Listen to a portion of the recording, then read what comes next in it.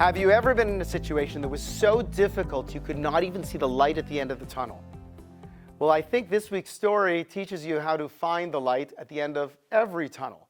It picks up with the story of Yosef and his brothers. Yosef has these dreams. He shares them with his brothers. His brothers get very upset. There's a schism. And initially, the brothers actually want to kill Yosef. Instead, they decide, we'll just throw him in a pit. After they throw him in a pit, the Torah records a very remarkable occurrence.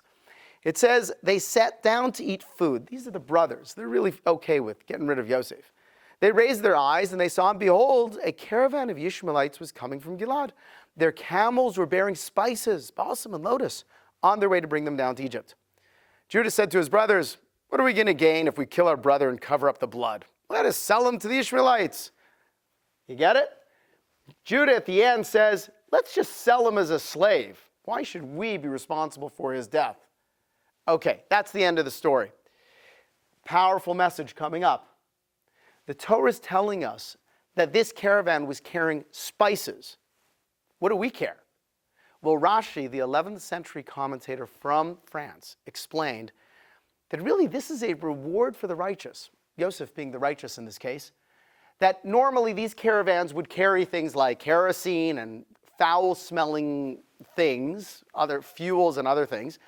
And not only would a person who was sold as a slave to these caravans, not only would they have to understand that their life is done for, it's over, because now they're going to be a slave, they're going down to Egypt, but they would go through the physical discomfort of also being around these foul-smelling things as well. Yosef, on the other hand, was sold to a particular caravan. Yes, he was shackled. Yes, he thinks his life is done for. Now he's going to be a slave. But at least he sat and said, you know what? Doesn't smell so bad over here.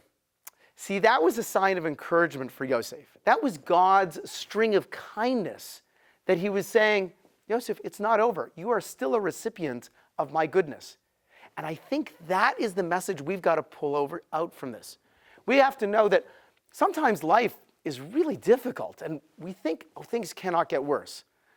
And then they get worse. And then we say, they could never get worse. And then they get worse.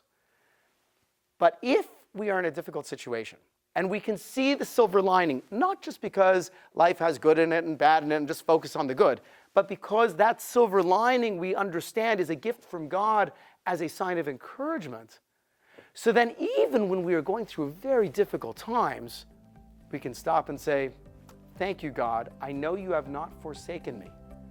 And if we recognize that, then we can live with joy and optimism no matter what our situation. I'm Rabbi Wyne, the Young Israel Aish of Las Vegas.